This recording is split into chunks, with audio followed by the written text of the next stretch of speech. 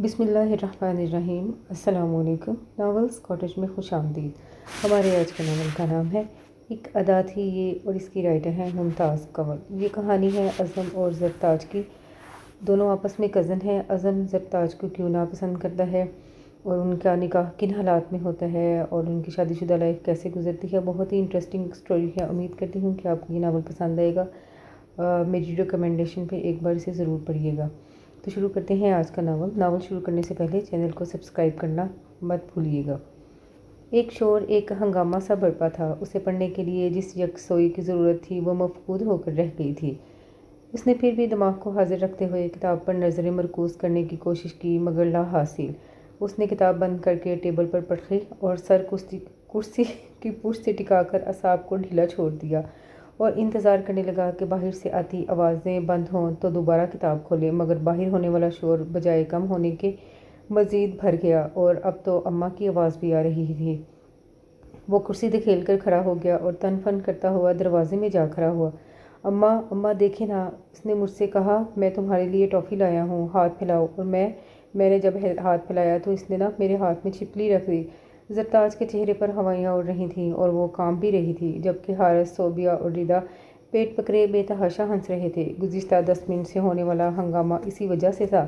زرتاج کی ہولناک چیخوں نے عزم کے دماغ کی چولیں ہلا ڈالی تھیں۔ اماں نے آستین سے ناک اور آنکھیں پوچھتی زرتاج کو سینے سے لگایا۔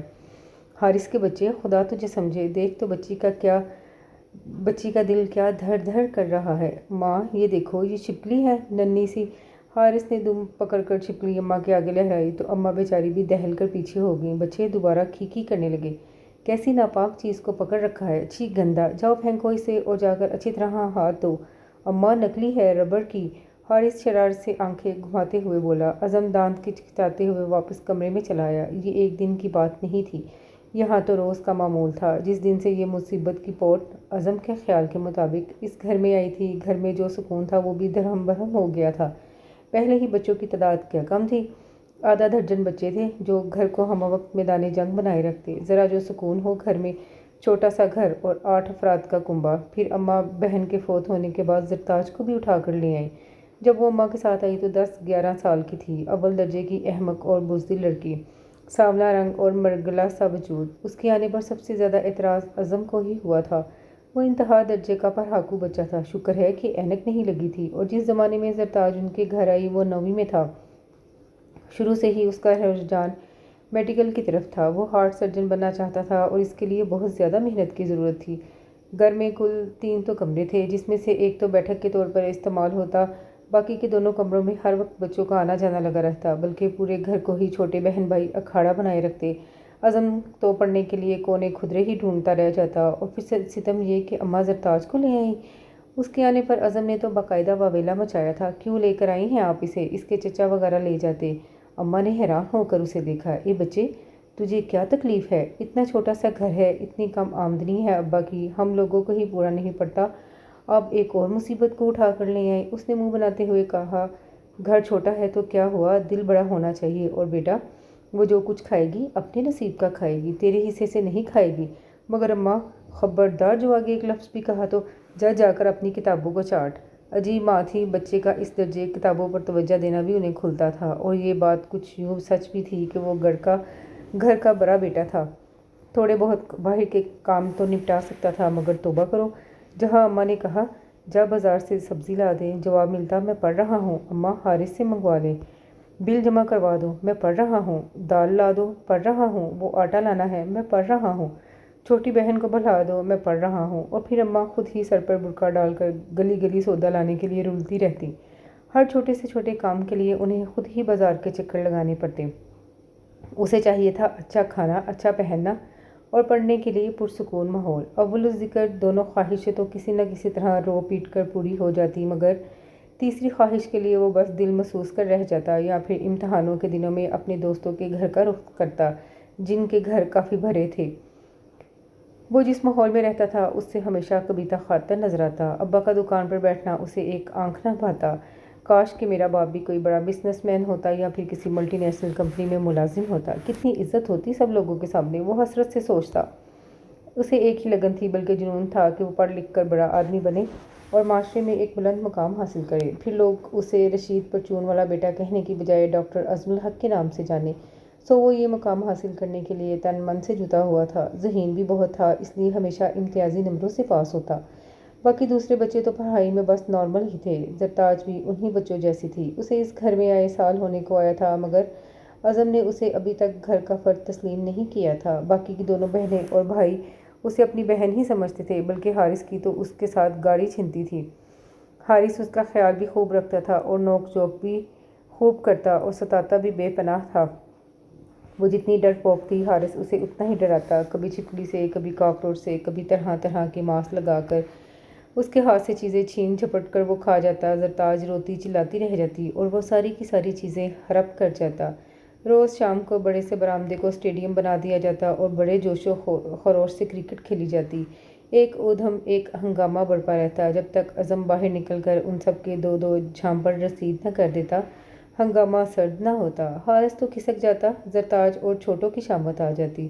2-4 دفعہ تو اس نے زرتاج کو بھی تھپڑ جڑ دیے تھے اور ایسا کر کے اسے حد درجہ سکون ملا تھا۔ اس دن وہ پرچہ دے کر آیا تھا، حالانکہ سب کچھ یاد، اچھی خاصی محنت بھی کی تھی، مگر پھر بھی کوئی کمی سی رہ گئی تھی۔ جو پرچہ اس کی توقع کے عین مطابق نہ ہوا تھا، وہ چڑچڑا سا ہو رہا تھا۔ اپنے آپ سے الجھتے ہوئے وہ گھر آیا اور گھر کے اندر قدم رکھتے ہی زرتاج بیگم سے سامنا ہو گیا۔ حارث سے زرتاج کی گڑیا ٹوٹ گئی تھی اور وہ منہ پھاڑ کر رو رہی تھی۔ 11 سال کی لڑکی کو کچھ تو عقل ہونا چاہیے، یہ کیا کہ ہر وقت یا تو گلا پھاڑ کر روتے ہوئے ملے گی یا پھر چیخ چیخ کر بے سرے و بے تکے گانے گاتے ہوئے۔ ایک تو گرمی، پھر پرچہ خراب ہونے کا غم اور پھر ناپسندیدہ ترین ہستی کا شور و غل۔ وہ بھننا گیا۔ منہ بند کرو اپنا، وہ زور سے چیخا۔ زرتاج نے گڑبڑا کر دوپٹے سے آنسو صاف کرتے ہوئے دائیں ہاتھ میں پکڑی ہوئی گڑیا اس کے سامنے رکھ دی۔ یہ دیکھیں بھائی، حارث نے میری گڑیا کی ٹانگ توڑ دی، میں نے جیب خرچ جمع کر کے یہ باربی لی تھی، اس نے ہچکیاں لیتے ہوئے کہا۔ اس کے ہاتھ سے باربی جھپٹ کر عزم نے اس کی دوسری ٹانگ بھی توڑ کر اسے دور اچھال دیا۔ بہت اچھا کیا اس نے، تمہارے ساتھ ایسا ہی ہونا چاہیے۔ زرتاج کا تو گویا دم ہی نکل گیا۔ وہ رونا چاہتی تھی، مگر عزم کے ڈر کی وجہ سے رو نہیں سکتی تھی، اس لیے منہ اور آنکھیں پھاڑے اسے دیکھتی رہ گئی۔ یہ کوئی تمہاری گڑیا سے کھیلنے کی عمر ہے؟ مفت کی روٹیاں توڑتی رہتی ہو، اماں کے ساتھ کام کیا کرو۔ خالص سوتیلی ماؤں والا جملہ بول کر وہ اپنے کمرے کی طرف بھر گیا۔ حارث جو بھائی کو دیکھتے ہی چھپ گیا تھا، اس کی گڑیا اٹھائے پھر موجود ہوا۔ اسے دیکھتے ہوئے جیسے ہی زرتاج نے منہ کھولنا چاہا، حارث نے اس کے منہ پر ہاتھ رکھ دیا۔ خبردار رونا نہیں، بھائی آ کر تمہارا گلا دبا دیں گے۔ اور سوری یار، میں نے تو مذاق کیا تھا، یہ بھائی تو بالکل جلاد ہیں، میں تمہیں کل ہی نہیں باربی لا دوں گا۔ اس کی بیچاری سی شکل دیکھ کر حارث کو رحم آ گیا۔ پرومس؟ یس پرومس، اس کے ہاتھ پر ہاتھ رکھتے ہوئے کہا۔ زرتاج نے صوبیہ اور ردا کے اسکول میں ایڈمیشن لے لیا تھا۔ صوبیہ اور ردا تیسری کلاس میں تھی، جبکہ اس نے 5ویں میں ایڈمیشن لیا تھا۔ وہ داخل ہونے کو تو ہو گئی، مگر اسے پڑھائی سے دلچسپی برائے نام ہی تھی، یا پتہ نہیں کس طرح روک پیٹ کر 5 کلاسیں پاس کی تھی۔ ہر وقت بھاگ دوڑ کرنا، پڑوسیوں کے درخت سے امرود توڑ کر کھانا، صوبیہ اور ردا کے ساتھ بے ہنگم قہقہے لگانا، مختلف قسم کے فضول کھیل کھیلنا یا پھر لمبی تان کر سو جانا، یہ تھے اس کے پسندیدہ مشاغل۔ عزم نے تو اسے کبھی کتابوں کو ہاتھ لگاتے نہیں دیکھا تھا۔ صوبیہ اور ردا تو پھر بھی پڑھ لیتی تھی، جبکہ حارث، وہ تو اسکول بھی مارے باندھے جاتے، صبح اٹھ کر تیار ہونا ہی اس کے لیے کسی عذاب سے کم نہ تھا۔ اماں 10 آوازیں دیتی تب کہیں جا کر اٹھتی۔ یونیفارم پہن کر جب وہ ناشتے کے لیے سب کے ساتھ بیٹھتی تو بھاڑ سا منہ کھول کر جمائیوں پر جمائیاں لیے جاتی۔ اس کی ہر جمائی پر عزم کا 1 کلو خون جل جاتا۔ اس کے لیے ناشتہ کرنا دوبر ہو جاتا، مگر اس وجہ سے دل مار کر بیٹھا رہتا کہ اماں کچھ زیادہ ہی اس کے لاڈ اٹھاتی تھی۔ یہ کہہ کر کہ یتیم بچی ہے بیچاری، خدا خدا کر کے عزم کے پیپر ختم ہوئے اور پورے گھر میں جو ایک تناؤ کی سی کیفیت طاری تھی، وہ کم تو نہ ہوئی، مگر اس میں کچھ کمی ضرور واقع ہو گئی۔ آئیں بھائی کرکٹ کھیلتے ہیں۔ عزم کا موڈ کچھ خوشگوار دیکھ کر حارث نے پیشکش کی۔ وہ بھی فارغ ہی تھا، چنانچہ تیار ہو گیا۔ برآمدے میں وکٹیں وغیرہ سب تیار تھی۔ صوبیہ، ردا اور زرتاج اپنی اپنی پوزیشن سنبھالے کھڑی تھیں۔ بچوں کا دل رکھنے کے لیے وہ کھیلنے تو آ گیا، مگر زرتاج کو دیکھ کر اس کا منہ کروا ہو گیا، اور سب باتوں میں خواہ وہ سب صفر ہو، مگر کرکٹ بہت اچھی کھیلتے تھے۔ زرتاج کی بولنگ کا تو جواب نہیں تھا۔ اس وقت وہ عزم کو بولنگ کروا رہی تھی، جب عزم نے چھکا مارنے کے لیے زبردست ہٹ لگائی۔ چھکا تو نہیں لگا، البتہ سیدھی جا کر زرتاج کے منہ پر لگی تو اس کے منہ سے خون نکلنے لگا۔ ردا، صوبیہ اور حارث پریشان ہو کر اس کی طرف دوڑے۔ जबकि वो वहीं खड़ा उसे देख रहा था। हस्बे मामूल वो गला फाड़ कर रो रही थी। अम्मा भी किचन से निकल कर आ गईं। खून देखकर वो घबरा गईं। उसे पकड़कर नल के सामने लाते हुए वो बुलंद आवाज़ में अपने बच्चों को कोस रही थी। भाई, आपने जानबूझकर उसे बॉल मारी है ना? हारिस कहाँ छोड़ने वाला था, उसके सामने आ खड़ा हुआ। पागल हो गए हो क्या? मैं क्यों जानबूझकर मारूंगा? उसने डपट कर कहा। मुझे पता है आप उससे चिढ़ते हैं। आपने जानबूझकर उसे बॉल मारी है। दिमाग सही है तुम्हारा? मैंने तो छक्के के लिए हिट लगाई थी। जरताज का मुंह सूज गया था। अम्मा उसे डॉक्टर के पास ले गईं और जब डॉक्टर के हाथ से वापस आईं तो भी यही सवाल लिए उसके सामने खड़ी हो गईं। ला हौला वला कुव्वत। वो भुन्ना गया। खुदा की कसम अम्मा, मैंने जानबूझकर नहीं मारा उसे। अच्छा, नहीं मारा होगा। ये तो हकीकत है ना कि तुम उस बच्ची से खामखा चिढ़ते हो। खामखा नहीं चिढ़ता, वो हरकतें ही ऐसे करती है। क्या करती है मसलन? हर वक्त उछल कूद, रोना चिल्लाना, ऊंची आवाज़ में गाने गाना। ये उम्र है इसकी ऐसी हरकतों की? बूढ़ी नहीं है जो संजीदगी का चोला पहन ले। 11-12 साल की तो है। रिदा और सोबिया भी तो हैं, इससे छोटी ही हैं। वो तो नहीं करती ऐसी हुल्लड़बाजी। उसने एक और नुक्ता उठाया। करती हैं वो भी, क्यों नहीं करती? बस तुम्हें नज़र नहीं आता, इसलिए कि तुम सिर्फ उससे खार खाते हो। हर वक्त उसके मुतल्लिक मनफी अंदाज में सोचते रहते हो। उसकी हर बात को नोट करते हो। बेचारी की माँ नहीं है, बाप ने दूसरी शादी कर ली है। कैसे उसे सुतेली माँ के रहमो करम पर छोड़ दूँ? 2 वक्त का खाना खाती है। तुम्हारा तो कुछ नहीं बिगाड़ती। उम्र के साथ साथ अकल भी आ जाएगी। अम्मा ने समझाया, मगर अज़म को तो जैसे पुख्ता यकीन था कि उसे अकल कभी नहीं आएगी। इंटर में अज़म के 85% नंबर आए थे और वो टेस्ट में भी कामयाब हो गया था। सो उसने मेडिकल कॉलेज ज्वाइन कर लिया। सभी लोग खुश थे। खुद उसकी अपनी खुशी का तो कोई ठिकाना ही नहीं था। अब उसे अपना रोशन मुस्तकबिल सामने नज़र आ रहा था। उसके अज़ाइम और हौसले में मज़ीद इजाफा हो गया था। इन दिनों में वो अपनी ज़ात में गुम और बहुत मुतमईन नज़र आता था। रमज़ान शुरू होने वाले थे। अम्मा बच्चों के लिए रमज़ान से 5-6 दिन पहले ही ईद की खरीदारी कर लिया करती थी। हाँ, चूड़ियाँ, चप्पल और दूसरी छोटी मोटी चीज़ें रमज़ान के आखिरी दिनों में बच्चों को साथ जाकर दिला देती। तीनों बच्चियों के लिए वो 2-2 जोड़े कपड़े लाती और ये 6 अदद जोड़े अम्मा ने अज़म की नज़रों के सामने जरताज के आगे रख दिए कि पहले वो अपने लिए कपड़े पसंद कर ले। रिदा और सोबिया भी वहीं मौजूद थीं और बड़े इश्तियाक के साथ कपड़े देख रही थीं। जरताज ने बड़े मज़े से बीच और पैरेट ग्रीन कलर के सूट उठा लिए। सब जोड़ों में वही 2 जोड़े सबसे ज़्यादा खूबसूरत थे। दोनों बच्चियां हसरत से उसके हाथ में पकड़े जोड़े देख रही थीं। वो इतराए हुए उठी और एक भरपूर मुस्कुराहट जलते बुझते अज़म की तरफ उछाली।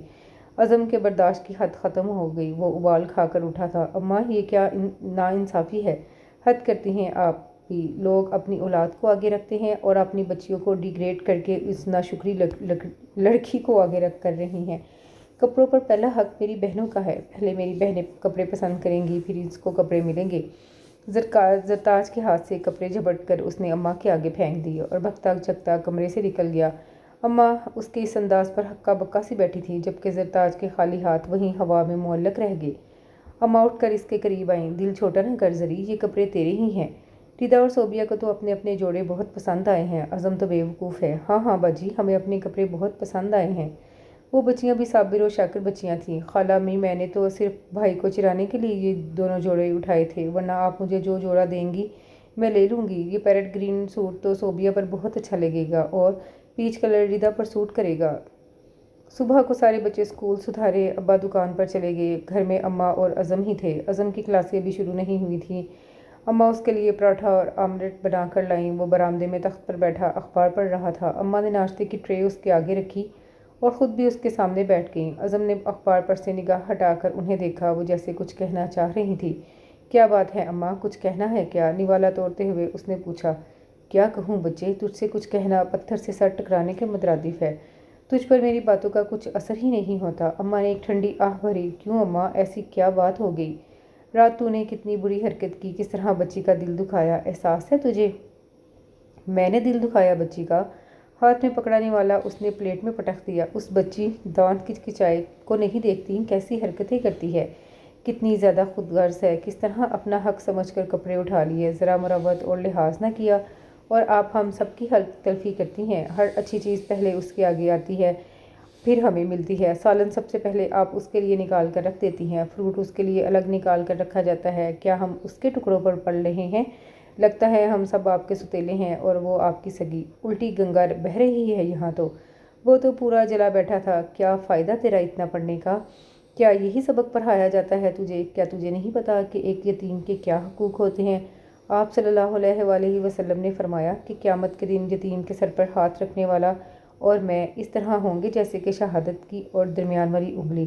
تو کیا سمجھتا ہے مجھے نہیں پتا اپنی اولاد کے حقوق کا؟ مگر اعظم، میں یتیم کے معاملے میں اپنے اللہ سے ڈرتی ہوں، کہیں بھی کسی کی دل آزاری نہ ہو جائے۔ جس بچی کی ماں نہیں، باپ اس کے لیے جیتے جی مر گیا، پوچھتا تک نہیں، وہ بچی یتیم ہی ہوئی۔ میں اگر اس کے ساتھ مہربانی کا سلوک کروں گی تو اللہ اس کے صلے میں میرے بچوں کو پھل دے گا، ان کے لیے آسانیاں پیدا کرے گا، ان کے مرتبے بلند کرے گا۔ تجھے کیا پتا کہ جب میں اس کی شکل دیکھتی ہوں تو مجھے اپنی چھوٹی بہن کتنا یاد آتی ہے، وہ جو جوانی میں فوت ہو گئی اور کتنی مفلسی میں اس کی زندگی بسر کی۔ اپنی بہن کی طرح میں اس کی بیٹی کو ترستے نہیں دیکھ سکتی۔ میرا دل چاہتا ہے دنیا کی ساری خوشیاں اس کے آگے ڈھیر کر دوں اور اسے کانٹا بھی نہ چبھنے دوں۔ اماں کی آنکھیں جھلملا گئیں۔ بلاخر اس نے زرتاج سے چڑنا چھوڑ دیا، اس کا سامنا بھی کم سے کم کرنے لگا۔ ویسے بھی اب اس کے پاس فرصت کے لمحات کم ہی ہوتے تھے۔ 8ویں کلاس میں زرتاج کے نمبر اور پرچوں میں تو اچھے خاصے آئے، البتہ انگلش میں بہت کم نمبر تھے، فیل ہوتے ہوتے رہ گئی، اور اس بات کا اسے بھی رنج تھا۔ حالانکہ اعظم کے خیال میں وہ چاہتی تو اچھے طریقے سے پڑھائی کر سکتی تھی، کیونکہ اس کے پاس فرصت ہی فرصت تھی۔ گھر کے چھوٹے موٹے کام ردا اور صوبیہ کر دیتی تھی، جبکہ کھانا اماں پکاتی تھی، کپڑوں کی دھلائی وغیرہ بھی وہی کرتی تھیں۔ بظاہر تو اعظم کو یہی نظر آتا تھا کہ وہ فارغ ہوتی ہے، مگر حقیقتاً زرتاج اسکول سے آ کر اماں کا اچھا خاصا ہاتھ بٹا دیتی تھی۔ ابا آتے تو بھاگ بھاگ کر ان کے کام کرتی، انہیں چپل دیتی، نہانے کے لیے پانی گرم کر کے دیتی، کھانا ان کے آگے رکھتی، رات کو ان کی ٹانگیں دباتی، مگر اعظم کے سامنے وہ جان بوجھ کر خود سے اٹھ کر پانی بھی نہ پیتی۔ اعظم کو اسی بات کا غصہ تھا۔ کم نمبر آنے پر اماں نے اسے ملول سا دیکھا تو ان کے دماغ میں یہ بات آئی کہ اگر اعظم اسے 1 گھنٹہ پڑھا دے تو کتنا اچھا ہو، اور جب انہوں نے اعظم سے یہ بات کہی تو اس نے صاف انکار کر دیا۔ میرے پاس ٹائم نہیں ہے، میری پڑھائی خود اتنی ٹف ہے، صرف 1 گھنٹے کی تو بات ہے۔ نہیں اماں، اول تو میرے پاس وقت نہیں، دوسرا زرتاج جیسی بے ڈھنگی لڑکی کو تو میں قطعی نہیں پڑھا سکتا۔ اس نے قطعی لہجے میں کہا، کیا پھر میں اسے ٹیوشن پڑھنے کے لیے دوسرے گھروں میں بھیجوں؟ مجھے نہیں پتا۔ اس نے کندھے اچکائے۔ اماں کو اس کی لاپرواہ انداز پر ایک دم سے غصہ آ گیا۔ کیوں؟ تمہیں پتا کیا ہے؟ تم اس گھر کے فرد نہیں ہو؟ چھوٹے بہن بھائیوں کو پڑھانا تمہارا فرض ہے۔ کیا فائدہ تمہاری پڑھائی کا جو چھوٹے بہن بھائیوں کے کام نہ آ سکے؟ بس کہہ دیا میں نے شام 7 سے 8 تک حارث اور زرتاج کو ٹیوشن دینی ہے، چاہے تو فیس لے لینا۔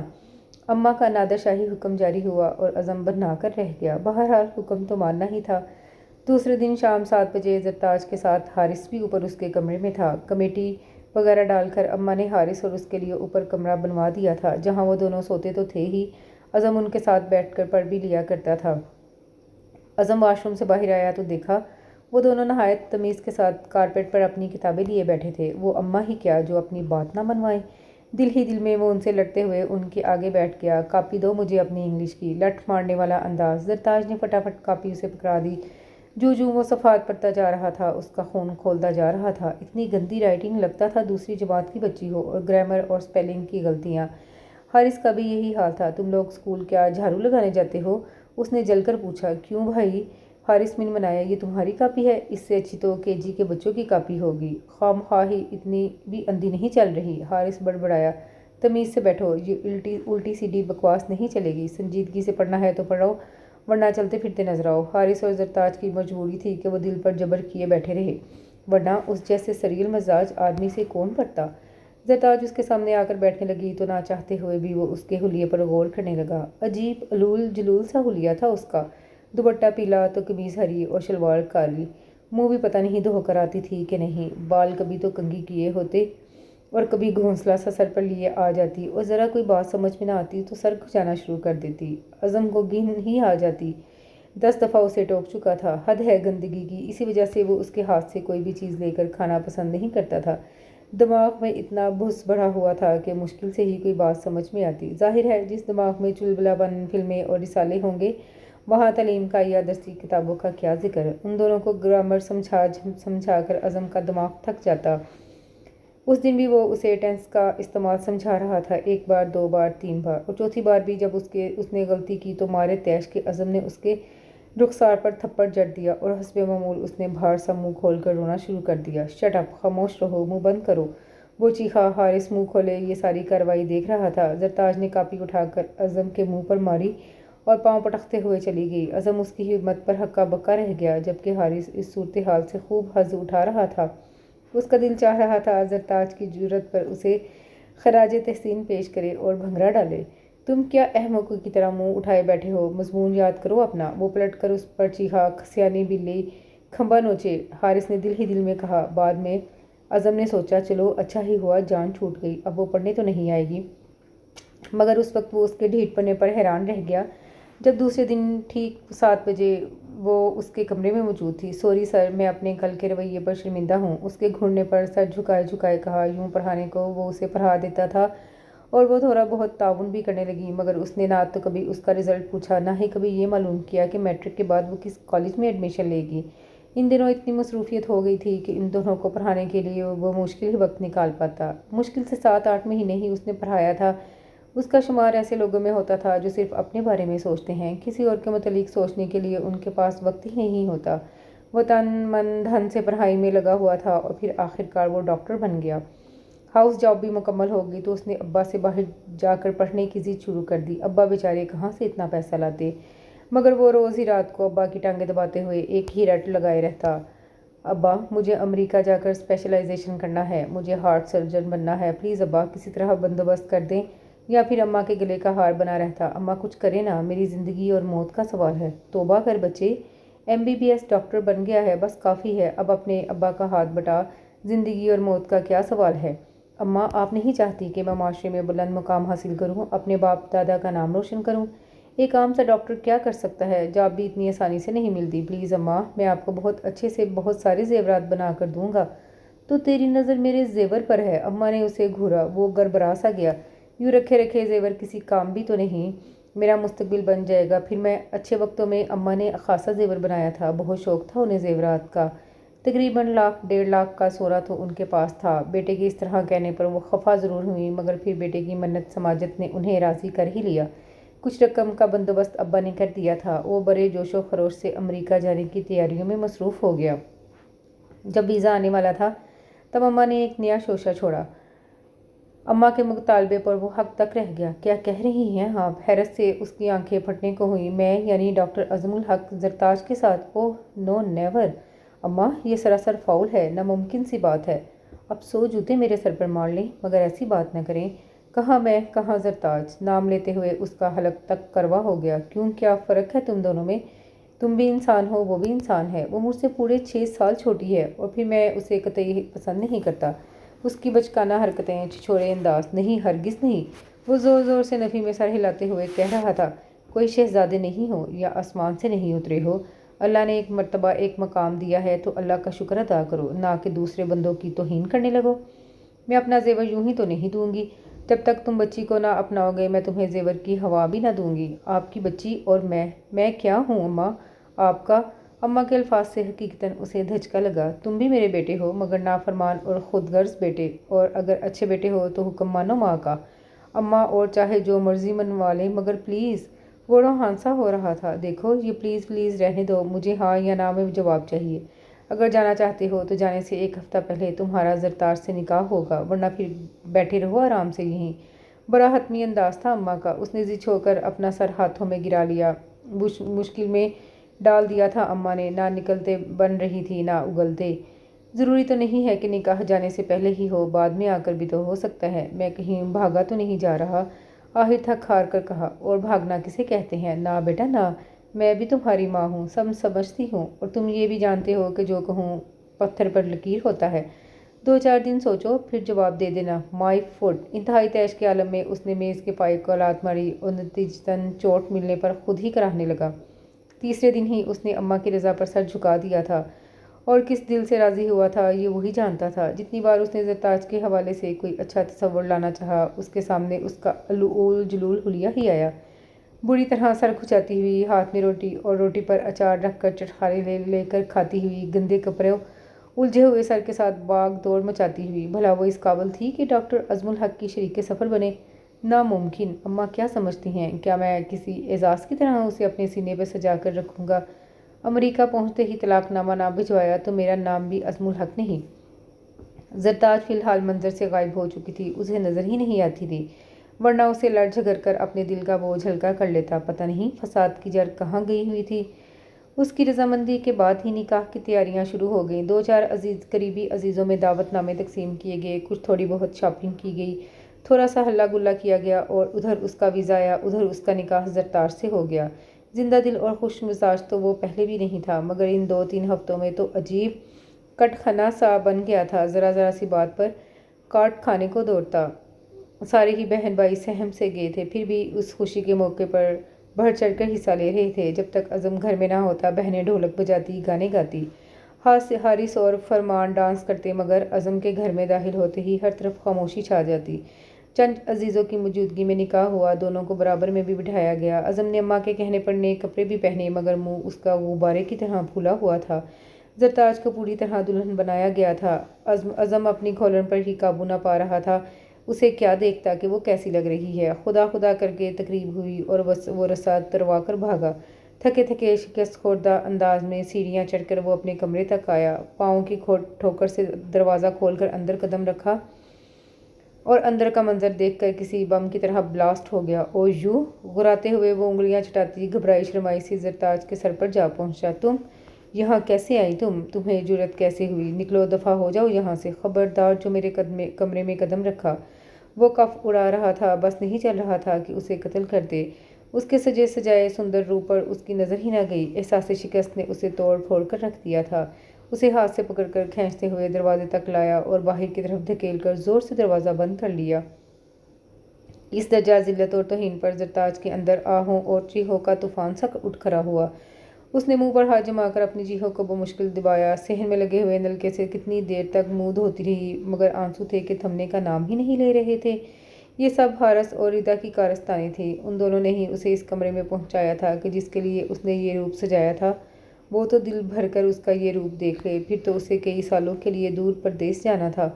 ज़रताज तो बिल्कुल भी राजी नहीं थी, मगर वो दोनों किसी न किसी तरह उसे बहला फुसला कर ले ही आए थे। उसकी तो पहले ही सिटी गुम थी, और वो जालिम संगदिल इंसान जिसके सीने में दिल नहीं पत्थर था। तौलिए से मुंह खुश्क करने के बाद वो बोझल कदमों के साथ नीचे उतर आई, जहाँ हारिस, रिदा और सोबिया ढेरों सवालात ज़ुबानें नोक पर रोके बैठे थे। मगर उसकी सूजी हुई आंखें और उतरा हुआ चेहरा देखकर वो चुप के चुप रह गए। उसके जाने में 2-4 दिन ही रह गए थे और वो अपनी तैयारियों में लगा हुआ था।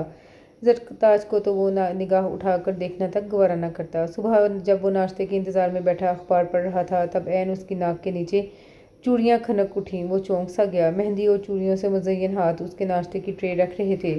उसकी निगाह उसके हाथों से होते हुए सिर्फ गर्दन तक ही गई थी। अम्मा, अम्मा, वो भरहमसा होकर चीखा, मुझे आपके हाथ का नाश्ता चाहिए। नाश्ता मैंने ही बनाया है, अम्मा ने किचन से ही जवाब दिया। नाश्ता रख कर ज़रताज दबे कदमों जा चुकी थी। सुबह ही सुबह मूड ख़राब कर दिया हो ना इसने बदली से नाश्ते की तरफ उसने बदली से नाश्ते की तरफ हाथ बढ़ा दिया। जा बेटा, शाबाश, थोड़ी उसकी मदद करवा दे। इसको कहाँ ये सब करना आता है। पैकिंग कर दे, और हाँ देख, किसी पर्ची पर कोई अच्छी सी बात लिखकर उसके कपड़ों की तहों में छुपा देना। समझती है ना अम्मा?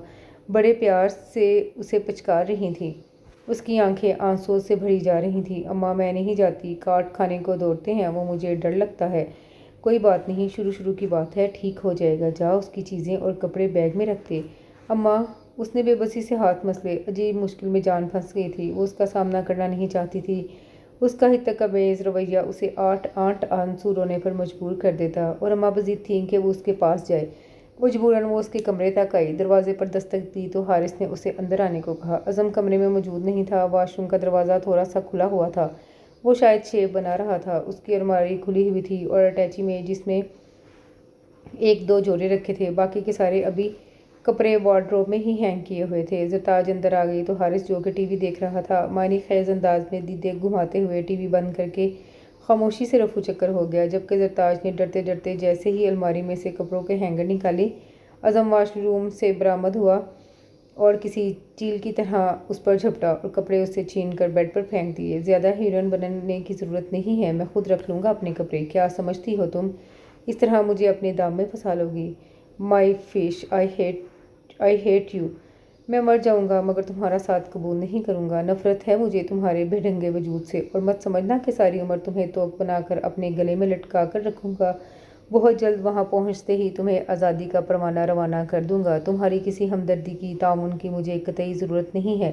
جاؤ، نکلو میرے کمرے سے اور آئندہ کبھی ادھر کا رخ نہ کرنا۔ خفت سے زرتاج کا چہرہ پھیکا پڑ گیا۔ ضبط کرتے کرتے اس نے اپنے ہونٹ دانتوں تلے کچل ڈالے اور اماں کے سامنے آ کر پھوٹ پھوٹ کر رو پڑی۔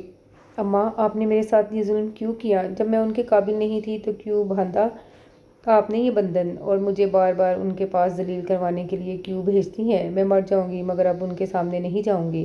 ان کے سینے میں دل نہیں پتھر ہے، اور پتھر سے سر ٹکرانے کا کیا فائدہ؟ اپنی ذات کے علاوہ کچھ سجائی نہیں دیتا۔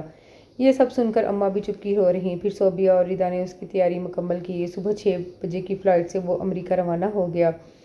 گھر کے سب لوگ، اس کے احباب اور دوست اسے ایئرپورٹ چھوڑنے آئے تھے، مگر زرتاج نہیں گئی، اور اس کی کمی کو عزم نے بالکل بھی محسوس نہیں کیا۔ 4-5 مہینے تک اسے وہاں ایڈجسٹ ہونے میں پریشانی ہوئی۔ رہائش کا مسئلہ تو یوں بھی نہیں تھا کہ اس کے دوست کا بھائی ڈاکٹر فہد 1 سال پیشتر امریکہ آیا تھا۔ عزم اس کے اپارٹمنٹ میں رہائش پذیر تھا۔ ڈاکٹر فہد خاصا زندہ دل اور جولی انسان تھا۔ عزم جیسے خشک بندے کی خشکی بھی اس نے بہت تھوڑے عرصے میں جھاڑ دی تھی۔ عزم نے تعلیم حاصل کرنے کے ساتھ ساتھ چھوٹی موٹی جاب بھی حاصل کر لی۔ شروع میں اسے ٹیکسی بھی چلانا پڑی، پیٹرول پمپ پر بھی ملازم ہوا، اخبار تقسیم کیے۔ وہ صرف 4 گھنٹے جاب کرتا تھا، باقی اس کے پاس صرف پڑھائی کے لیے وقت تھا۔ 5ویں مہینے میں اسے ایک اسٹور میں ملازمت مل گئی۔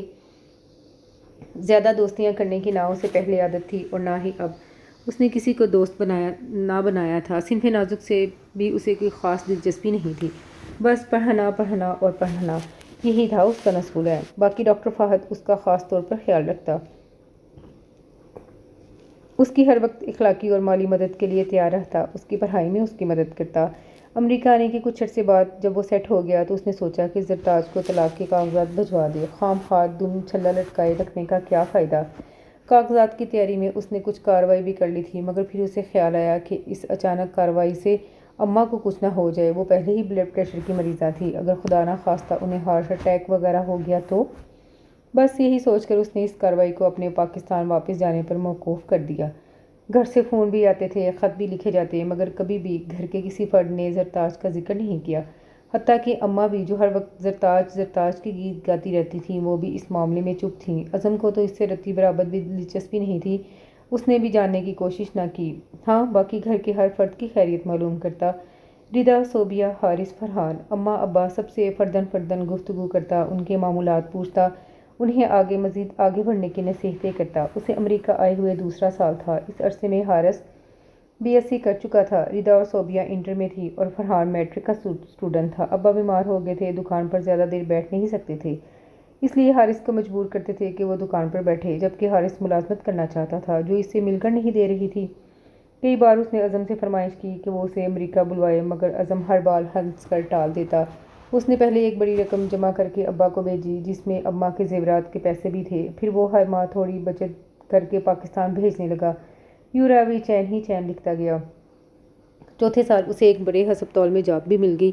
فہد بھی اسی ہسپتال میں تھا۔ اچھی انکم ہونے لگی تو اس نے ماں باپ اور بہن بھائیوں کا حق سمجھتے ہوئے انہیں اچھے خاصے پیسے بھیجنا شروع کر دیے، اور 2 سال کے عرصے میں اس نے اتنا کچھ بھیج دیا تھا کہ ابا نے گھر کو نئے سرے سے تعمیر کر کے 3 منزلہ بنا لیا۔ حارث ایک پرائیویٹ کمپنی میں جاب کرنے لگا، اور صوبیہ اور ردا کے رشتے طے ہو گئے تھے۔ اس کے پاکستان آنے پر شادی ہونا تھی، مگر فی الحال اس کا پاکستان جانے کا کوئی ارادہ نہیں تھا۔ اماں ہمیشہ اسے واپس آنے کا کہتی اور وہ صرف ہوں ہاں کر کے رہ جاتا۔ اماں دکھی ہو جاتی، پتہ نہیں تیرے ماں باپ کب تک زندہ رہیں، کیا تو انہیں اپنی شکل بھی نہیں دکھائے گا؟ آؤں گا اماں، جلد آؤں گا۔ اس طویل عرصے میں ڈاکٹر فہد سے اس کی اچھی خاصی انڈرسٹینڈنگ ہو گئی تھی۔ جب وہ دونوں فرصت کے لمحات میں مل بیٹھتے تو فہد اپنی خوش مزاجی کے باعث کئی ایسی باتیں کر جاتا جس پر عزم جیسا خشک اور روکھا بندہ بھی قہقہہ لگانے پر مجبور ہو جاتا۔ ویسے بھی اب جب کہ وہ اپنے مقاصد میں کامیاب ہو چکا تھا تو اس کی بذات پر جو سنجیدگی کا خول چڑھا ہوا تھا وہ چٹکنا شروع ہو گیا، اور اب دنیا اور دنیا کی رنگینیوں کو محسوس کرنے کی اس کی حس پورے طور پر تو نہیں مگر کچھ بیدار ہو چکی تھی۔ اس کی جاب کو تیسرا سال تھا اور وہ ہارٹ سرجن بن چکا تھا، جب ایک دن فہد نے اس سے کہا، یار کیا واپس اپنے دیس نہیں جانا؟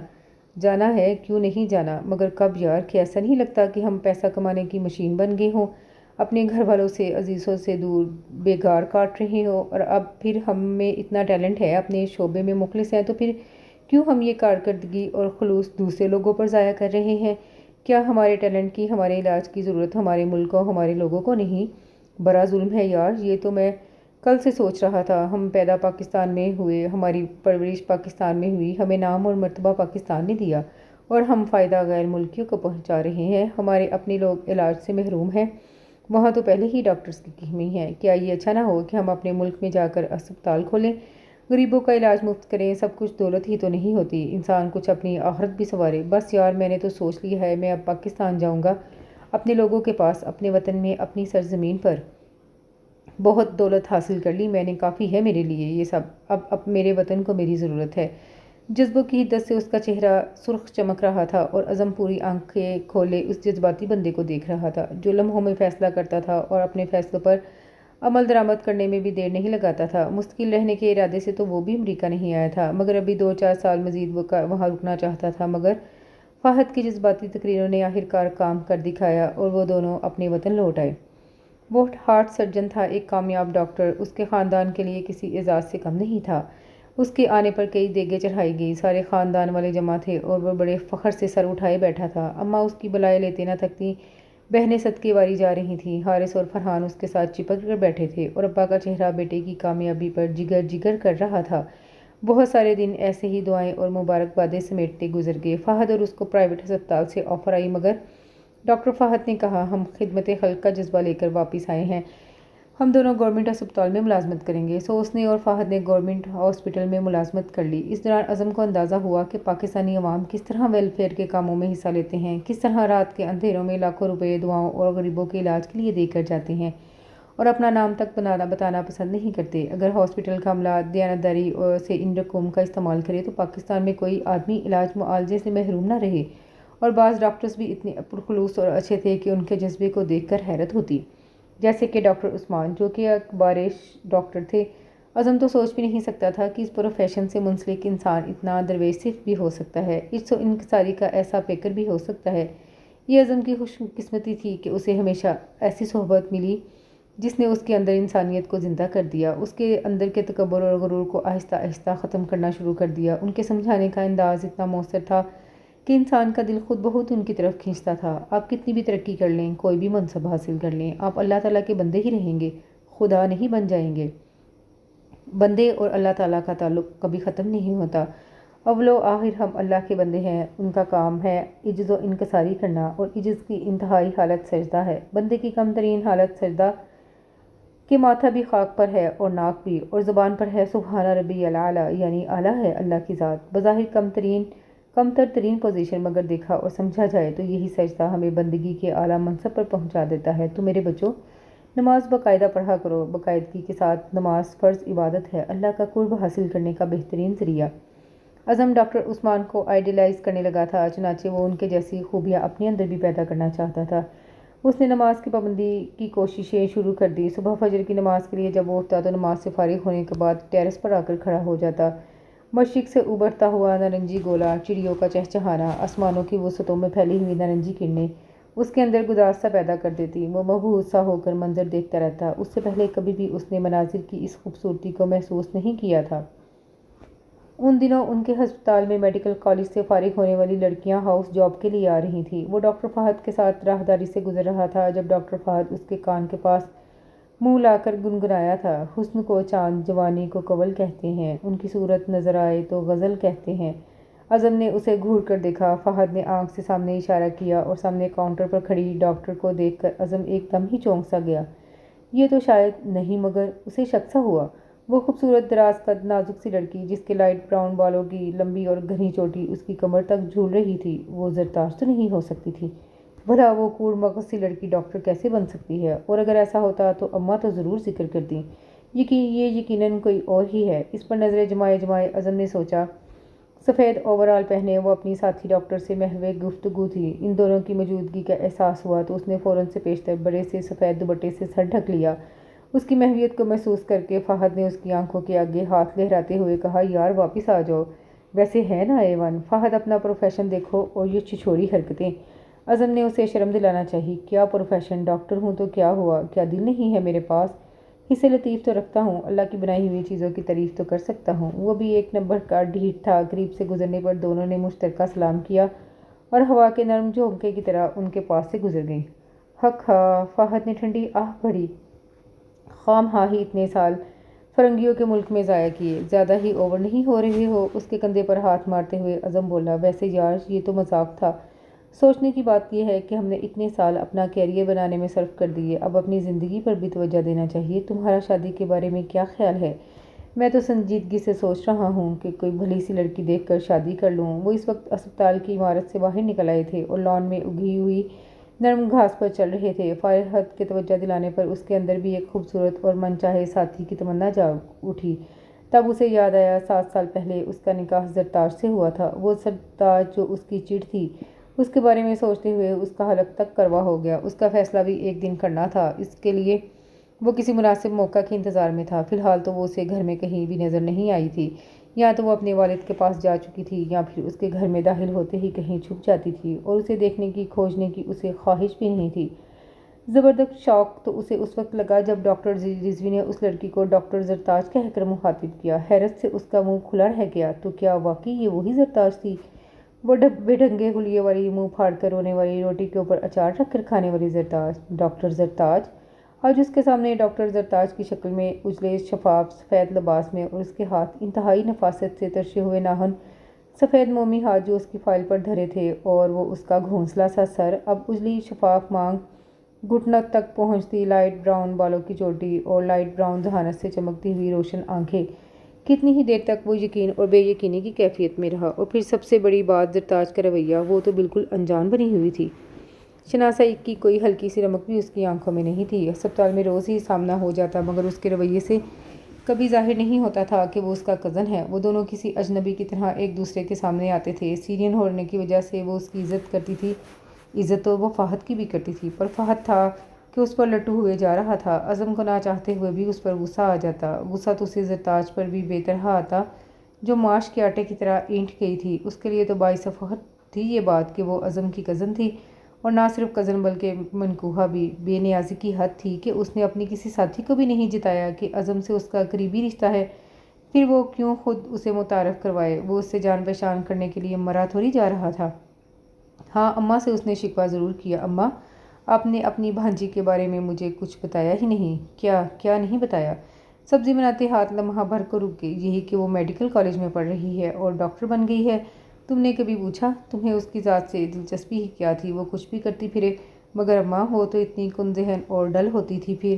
نہ بچے، وہ کن ذہن نہیں تھی، بچپن سے ہی بہت ذہین تھی، بس توجہ نہیں دیتی تھی۔ پھر تیرے الفاظ، تیرا رویہ اس کے لیے چیلنج بن گیا۔ تو یہیں تو تھا جب اس نے فرسٹ ایئر میں بہت اچھے نمبر لیے تھے، پر تجھے خبر نہ ہوئی۔ تو پوچھتا تھا نا کہ میں اس کا سب سے زیادہ خیال کیوں رکھتی ہوں؟ تو بیٹا، ہر اچھے عمل کا صلہ ایک دن سامنے ضرور آتا ہے۔ میں تم لوگوں کی بہتری کے لیے اسے اولویت دیتی تھی۔ مجھے پتا تھا میرا رب میری نیکی کا صلہ میری اولاد کو ضرور دے گا، اور دیکھ لو تم لوگ کیسا پھل پھول رہے ہو۔ بیٹا، اللہ تعالیٰ چاہے چھوٹے چھوٹے گناہوں کو درگزر کر بھی دے، مگر چھوٹی سے چھوٹی نیکی کو کبھی رائیگاں نہیں کرتا۔ کبھی کبھی اس کا پھل مل ہی جاتا ہے۔ میرے سارے بچے جو اتنے نیک اور فرمانبردار ہیں، برائیوں سے بچے ہوئے ہیں، اور میری بچیوں کو جو اتنے اچھے رشتے مل گئے ہیں، یہ سب اسی کا نتیجہ ہے۔ ہاں، بس ایک غلطی ہو گئی مجھ سے۔ شادی تو دو دلوں کے راضی برضا ہونے کا نام ہے۔ میں نے تمہارے ساتھ زبردستی کی، تمہارے سر اسے تھوپنے کی کوشش کی، صرف اس وجہ سے کہ مجھے تمہارا مستقبل روشن نظر آتا تھا، اور میں اس کے لیے تمہارے جیسا ہی ساتھی چاہتی تھی۔ زری نے وہ ساری باتیں بتا دی تھیں مجھے جو تم نے اس سے کہیں۔ تو بیٹا، مجھے اس چیز کے لیے معاف کر دینا۔ تم جہاں چاہو گے تمہاری شادی وہیں ہوگی، اور تم جب چاہو زرتاج کو اس بندھن سے آزاد کر دو۔ آخر میں اماں کے لہجے میں دکھ سا اتر آیا، اور وہ خود بھی کچھ مضطرب سا ہو گیا، اور اپنا یہ اضطراب اسے بھی سمجھ نہیں آ رہا تھا۔ وہ تو خود دل سے چاہتا تھا کہ جلد سے جلد زرتاج کو طلاق دے کر اپنے گلے سے یہ توک اتار پھینکے، مگر کہیں کوئی گڑبڑ ہو گئی تھی۔ دوسری طرف ڈاکٹر فہد کی دلچسپی دن بدن زرتاج میں بڑھتی ہی چلی جا رہی تھی۔ اعظم کا کوفت کے مارے برا حال تھا۔ اب تو فہد زرتاج سے ہلکی پھلکی گفتگو بھی کر لیتا تھا۔ وہ زرتاج سے اپنا تعلق ظاہر کرنا چاہتا تھا، مگر اس کی ماں اسے ایسا کرنے نہیں دیتی تھی۔ پھر آخرکار ایک دن ڈاکٹر عثمان کی بصیرت افروز تقریر نے اس کی اس ماں کا بھی خاتمہ کر دیا۔ ان دنوں ایک خاتون بائی پاس کے لیے اسپتال میں ایڈمٹ تھیں۔ آپریشن کے بعد بھی وہ خاتون ہوش میں نہیں آئی۔ خاصی تشویشناک صورتحال تھی۔ ڈاکٹر عثمان پوری رات اللہ کی عبادت کرتے رہے اور اس خاتون کے ہوش میں آنے کی دعائیں مانگتے رہے۔ صبح تقریباً 6 بجے خاتون کو ہوش آ گیا۔ ڈاکٹر عثمان نے سجدہ شکر ادا کیا۔ اسی خوشی میں دوسرے دن انہوں نے تمام سٹاف کو ایک چھوٹی سی پارٹی دی، फर्शी नशिस्त पर वो तमाम लोग स्नैक्स और काफ़ी से लुत्फ़अंदोज़ होते हुए हल्की फुल्की गुफ्तगू भी कर रहे थे। डॉक्टर उस्मान बता रहे थे, एक ज़माना था कि मुझे अपने आप पर बड़ा घुमंड, बड़ा नाज था। मेरा हर ऑपरेशन कामयाब होता था। मेरे अंदर मैं की गर्दान शुरू हो गई। तकब्बुर का नशा पूरे तौर पर मुझ पर हावी था। बस फिर क्या था? अल्लाह ताला को मुझे हदायत देना थी कि एक बिल्कुल मामूली सा केस, ऐसा शख्स जिसको हार्ट अटैक भी नहीं हुआ था, उसका मैंने ऑपरेट किया और वो बंदा पता नहीं कैसे ख़त्म हो गया। ये पहला दचका था। फिर इसके बाद 2 बार ऐसा हुआ।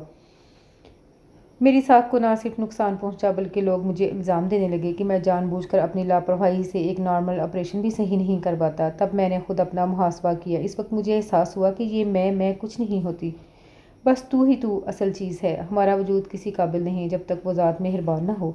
करने वाली ज़ात सिर्फ अल्लाह ताला की है। अगर अल्लाह ना चाहते तो हम 1 इंच भी अपनी जगह से नहीं हिल सकते। इसके बाद मैंने पूरी रात जाकर अल्लाह ताला की इबादत की, अपने गुनाहों की गफलत की, माफ़ियाँ मांगी, रोया, गिड़गिड़ाया और मेरे अल्लाह ने मुझे मायूस नहीं किया। एक इंतहाई सीरियस ऑपरेशन अल्लाह के हुक्म से कामयाब हो गया और अब जब भी कभी मुझे मुश्किल पेश आती है, मैं अपने अल्लाह से रुजू करता हूँ। वो सबसे बड़ा कारसाज और मददगार है, पता है। जिसे अल्लाह मिल जाए वो दुनिया का खुशकिस्मत तरीन इंसान बन जाता है। बास खुशनसीब होते हैं ऐसे कि जिन पर अल्लाह ताला खुद ही मेहरबान हो जाता है, मगर ज़्यादातर लोग ऐसे होते हैं जिन्हें अल्लाह को पाने के लिए मेहनत करना पड़ती है, अपना आप मारना पड़ता है, अपने नफ्स पर कोरे बरसाने पड़ते हैं। जब तुम्हारे मद्दे मुकाबिल कोई ऐसा हो कि तुम उसे पसपा कर सकते हो और उसे नीचा दिखाने के लिए तुम्हारा दिल बेचैन हो रहा हो, मद्दे मुकाबिल तुम्हें गालियाँ दे रहा हो, हत्ता कि तुम्हारे मुंह पर थूक भी दे और तुम्हारा दिल चाहे कि तुम इसका गला दबा दो, चीर फाड़ करके रख दो, ऐसे में अगर तुम उसे सिर्फ अल्लाह के लिए माफ़ कर दो और ना सिर्फ माफ़ कर दो बल्कि ख़ुद उससे माज़रत कर लो कि शायद कसूर मेरा ही था, ऐसा कहते हुए तुम्हारा दिल खून हो जाएगा और ये दिल का खून हो जाना ही कुर्बत इलाही की निशानी है। कभी ऐसा मरहला आए तो अल्लाह से मांग कर देखना कैसा नवाजता है। ऐसे वक्त में अल्लाह ताला, तो मेरे बच्चों, अपने अंदर से मैं का खात्मा बेहद ज़रूरी है। हम लोग सिर्फ मेहनत करते हैं, सिला तो अल्लाह ताला देता है। हर वक्त हर पल हमें उसका शुक्रगुजार रहना चाहिए। उसका शुक्र अदा करने के लिए इतना ही काफ़ी है कि हमारे सर पर आसमान और पैरों तले ज़मीन है। वो सभी दम सादे डॉक्टर उस्मान की बसीरत अफरोज़ बातें सुन रहे थे। उनका लहजा इंतहाई गुदास था कि कोई भी मुतासिर हुए बगैर नहीं रह सकता था।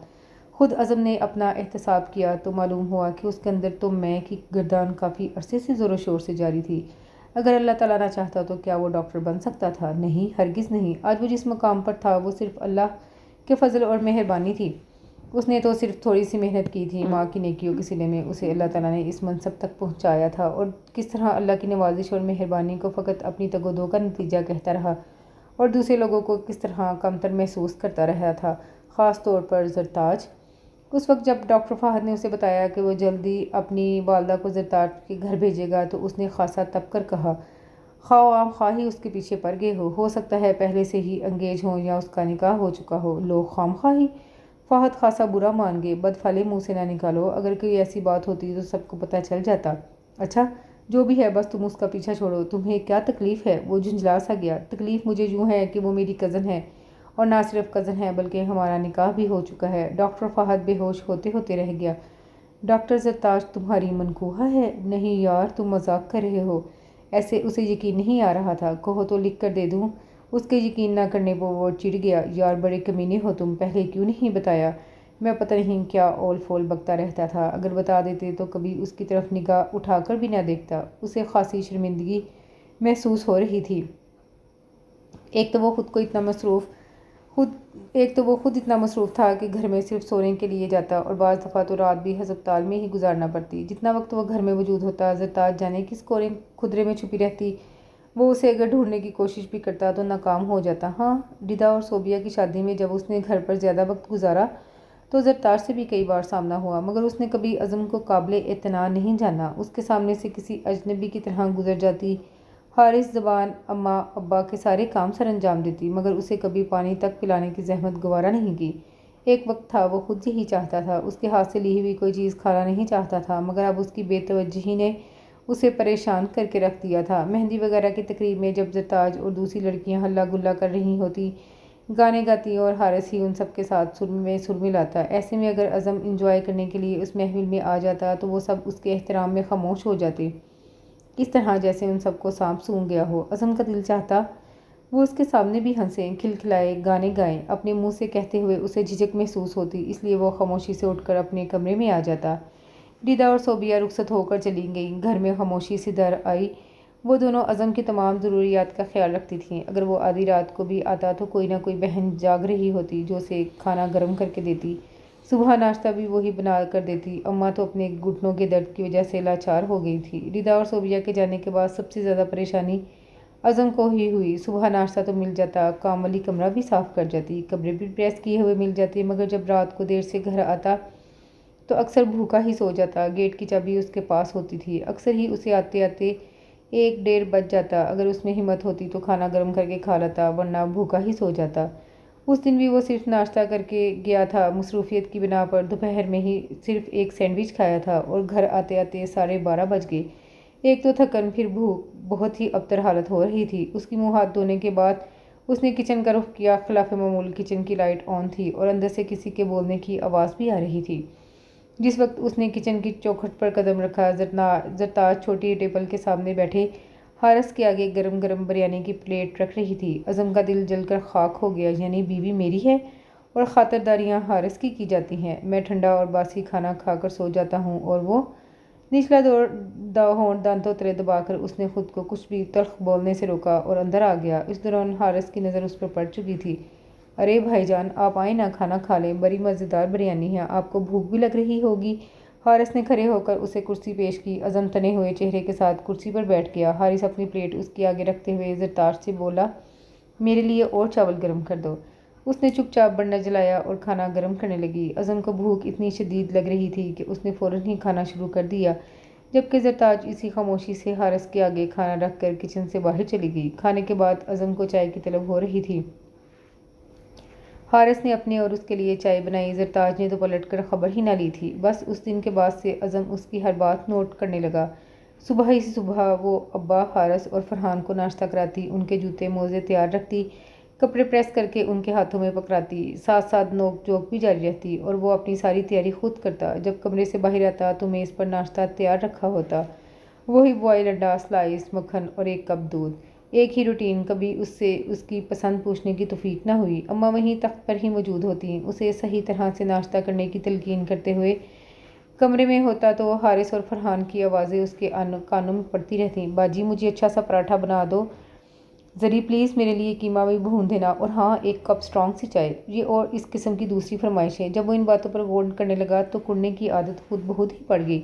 ذرا احساس نہیں ہے میرا؟ چیزیں اٹھا اٹھا کر پٹکتا، جھنجھلاتا، تنتناتا ہوا اماں کے سر پر جا کھڑا ہوتا۔ اماں میرے موزے نہیں مل رہے، کمرہ گرد سے اٹا ہوا ہے، رات کو بھی ٹھنڈا کھانا کھا کر سویا تھا اور پرسوں رات تو کھانا ہی نہیں کھایا، بھوکا رہ رہ کر کمزور ہو رہا ہوں، میرا تو کوئی پرسانے حال ہی نہیں ہے۔ صبح ایک ہی جیسا ناشتہ کر کر کے میرا دل اوب گیا ہے۔ وہ بچوں کی طرح بسور رہا تھا۔ اماں نے بڑی بے چارگی کے ساتھ اسے دیکھا۔ بچے کیا کروں؟ یہ گھٹنوں کا درد کھڑا ہی نہیں ہونے دیتا، ورنہ میں کیا کچھ نہ کرتی تیرے لیے۔ اماں کی آنکھوں میں آنسو آ گئے۔ اف، وہ شرمندہ سا ہو گیا۔ اماں آپ کی عمر ہے یہ سب کرنے کی، پھر کون کرے گا؟ زرتاج کا نام لبوں تک آتے آتے رہ گیا۔ وہ ہونٹ بھینچ کر رہ گیا۔ اماں بھی جان بوجھ کر انجان بن گئی۔ ان کی بھی ایک ہی ضد تھی کہ جب تک وہ خود اپنے منہ سے نہ کہے گا وہ کچھ بھی نہیں کریں گی۔ آخر کو وہ بھی اس کی ماں تھی۔ ویسے تو اسے فراغت کم ہی نصیب ہوتی تھی، مگر جمعے والے دن اتفاق سے اسے گھر میں رہنے کا موقع مل ہی گیا، اور یہ بھی اتفاق ہی تھا کہ زرتاج بھی گھر پر تھی۔ شام کا وقت تھا۔ اماں نیچے لاؤنج میں صوفے پر تھیں، وہیں ان کے گھٹنوں پر ہاتھ رکھے کارپٹ پر بیٹھی زرتاج دھیمی آواز میں ان سے باتیں کر رہی تھی۔ تبھی عزم کے کمرے سے دھڑام دھڑام کی آوازیں آنا شروع ہو گئیں۔ جب کافی دیر تک چیزوں کی اٹھا پٹک ختم نہ ہوئی تو اماں نے وہیں سے بیٹھے بیٹھے آواز دی، کیا بات ہے عزم، کیا ڈھونڈ رہے ہو؟ کمرے سے نکل کر وہ گرل کے پاس آ کھڑا ہوا۔ اماں، ایک فائل گم ہو گئی تھی، وہ ڈھونڈ رہا تھا، سارا کمرہ الٹا ہو گیا ہے، کسی سے کہیں سمیٹ دے، اور کسی کون تھا یہ اماں بخوبی جانتی تھی، جا جا کر دیکھ کمرے کا کیا حشر کیا ہے۔ اماں میں… وہ بڑبڑائی، بری بات ہے بیٹا، آخر کو تم… اماں پلیز۔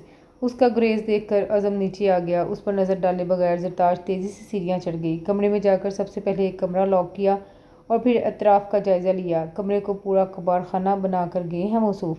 بیڈ کی چادر، تکیے، کمبل اور وارڈروب کے کپڑے، ساری چیزیں زمین بوس تھیں۔ اس نے سب سے پہلے بیڈ پر چادر بچھائی، تکیے رکھے، پھر کشن سمیٹے، کمبل طے کیا، پھر کپڑے تہہ کر کے الماری میں رکھتے ہوئے اچانک اسے 7 سال پہلے کا وہ منظر یاد آ گیا جب اعظم نے اس کے ہاتھ سے کپڑے چھین کر پھینک دیے تھے۔ اعظم کے اس دن کے رویے نے اسے کتنا تڑپایا تھا، کتنے ہی دنوں تک وہ روتی رہی تھی۔ اس نے عہد کیا تھا کہ وہ اعظم کے پاس کبھی نہیں جائے گی، مگر اس دل کا کیا کرتی جس پر پہرے بٹھاتے بٹھاتے وہ ادموئی ہو گئی تھی۔ دوسری طرف چند منٹوں بعد ہی اعظم اوپر آ گیا، دروازہ دھکیل کر اندر آنا چاہا تو لاک نے اس کا منہ چرا لیا، بری طرح سے کھول کر رہ گیا۔ زور زور سے 2-4 ہاتھ دروازے پر مارے، زرتاج اچھل کر رہ گئی۔ بادل نخواستہ دروازہ کھولنا پڑا، دروازے کو دھکا دے کر وہ اندر داخل ہوا۔ زرتاج نے کترا کر باہر نکلنے کے لیے قدم بڑھائے، اعظم کا پاڑا ایک دم ہائی ہو گیا، اسے کلائی سے دبوچ کر اندر کھینچا اور بیڈ پر پٹک دیا۔ زرتاج ہراساں ہو گئی، اس کے ریشمی بال جو ہلکے سے جوڑے میں تھے کھل کر بیڈ پر پھیل گئے، آسمانی چادر پر گویا سونا سا بکھر گیا۔ اعظم مدہوش ہو گیا، وہ کوہنیوں کے بل ذرا سا اوپر ہو کر خوفزدہ نظروں سے اعظم کو دیکھنے لگی۔ کیوں دور بھاگتی ہو مجھ سے اتنا، کیوں کتراتی ہو اتنا زیادہ؟ میں کوئی غیر نہیں، تمہارا شوہر ہوں۔ بیڈ پر دونوں ہاتھ اس کے اطراف رکھ کر جھکتے ہوئے خمار آلود لہجے میں کہا گیا۔ اس کی شرٹ سے اٹھتی خوشبو زرتاج کے بھی حواس چھینے لیے جا رہی تھی، مگر اس نے بہت جلد خود پر قابو پا لیا۔ اسے دونوں ہاتھوں سے دھکیلتے ہوئے وہ اٹھ کر بیٹھ گئی۔ کس نے کہا کہ آپ میرے شوہر ہیں؟ ساری دنیا کہتی ہے، وہ اس کے بالوں کی لٹ کو انگلی پر لپیٹتے ہوئے اس نے اطمینان سے کہا تھا۔ لوگوں کے کہنے سے کیا ہوتا ہے، آپ نے تو اس کو تسلیم نہیں کیا تھا، آپ نے تو امریکہ پہنچتے ہی مجھے طلاق بھجوانا تھی۔ کیا ہوئیں وہ ساری باتیں، وہ ذلت، وہ توہین؟ لمحہ بھر میں وہ سارے منظر زرتاج کی آنکھوں کے سامنے آ گئے تو اس کا دل بھر آیا۔ آپ تو کہتے تھے کہ آپ مر جائیں گے مگر میرا ساتھ قبول نہ کریں گے۔ اعظم نادم سا ہو گیا۔ ان سب باتوں کو بھول جاؤ زرتاج۔ ساری زندگی میں زرتاج نے پہلی بار اس کے منہ سے اپنا نام سنا تھا۔ آج سے پہلے اپنا نام اسے کبھی اتنا اچھا نہیں لگا تھا۔ اس کے لہجے کی حلاوت اور چاہت نے اس کے نام کو خوبصورتی عطا کی تھی کہ زرتاج کے سارے گلے شکوے جاتے رہے، مگر کمزور سا احتجاج تو کرنا ہی تھا۔ کیوں بھول جاؤں ان باتوں کو، وہ باتیں تو میرے دل پر نقش ہیں۔ پلیز زری، میری بات سمجھو نا۔ اس وقت میرا دماغ خراب تھا، مجھے اپنے آپ پر ناز تھا، میں خود کو بڑی چیز سمجھتا تھا۔ اور اب کیا ہوا؟ اب یہ کہ میں بھی اللہ کا بندہ اور تم بھی اللہ کی بندی، حساب برابر، نہ کوئی بڑا نہ چھوٹا۔ اس نے ہلکے پھلکے انداز میں کہہ کر پھر اس کے بال کھینچے۔ اور ان تمام باتوں کے لیے جن سے تمہارے دل کو رنج ہوا، اس کے لیے سوری۔ کیا آپ کے اس طرح سوری کہنے سے آپ کے الفاظ نے جو گھاؤ ڈالے ہیں کیا وہ مٹ جائیں گے؟ اسے دور ہوتے ہوئے زرتاج نے اسے گھورتے ہوئے پوچھا۔ تو پھر تم ہی بتاؤ کہ میں کیا کروں؟ کیا ناک رگڑوں تمہارے آگے یا ہاتھ باندھ کر کھڑا ہو جاؤں کہ دیوی جی معاف کر دیں؟ اس نے چبا چبا کر کہا تھا۔ زرتاج کے ماتھے پر بھی بل پڑ گئے، اسے غصے سے گھورتے ہوئے وہ ایک جھٹکے سے کھڑی ہوئی اور تیزی سے دروازے کی طرف بڑھی، مگر اس کی کلائی پھر اعظم کے ہاتھ میں تھی۔ اتنا نخرہ کیوں دکھا رہی ہو؟ ابھی اماں سے جا کر کہتا ہوں کہ کل ہی رخصتی کروا دیں۔ پھر تو جائے نا، کہیں اماں سے مجھ پر کیا روب ڈال رہے ہیں۔ ایک جھٹکے سے ہاتھ چھڑا کر وہ کمرے سے باہر نکلی، وہ بھی باہر نکل آیا۔ زرتاج آخری سیڑھی پر کھڑی اپنی بے ترتیب دھڑکنوں کو قابو کرنے کی کوشش کر رہی تھی۔ ایک بھرپور مسکراہٹ کے ساتھ اعظم نے وکٹری کا نشان بنایا اور زرتاج نے سرخ ہو کر سر کھجانا شروع کر دیا۔ اعظم زور سے ہنس پڑا۔ فطرت کبھی نہیں بدل سکتی، مگر اب اس کا اپنا ذہن تبدیل ہو چکا تھا، اس لیے اسے گن نہیں آئی تھی، بلکہ اسے یہ حرکت بھی محبوب کی ایک ادا ہی لگی تھی۔ اور اس کے ساتھ ہی یہ چھوٹا سا خوبصورت سا ناول اب اختتام پذیر ہوا۔ امید کرتی ہوں کہ آپ کو یہ ناول پسند آیا ہوگا۔ کمنٹ میں اپنی رائے کا اظہار ضرور کیجیے گا، دعاؤں میں یاد رکھیے گا۔ اللہ حافظ۔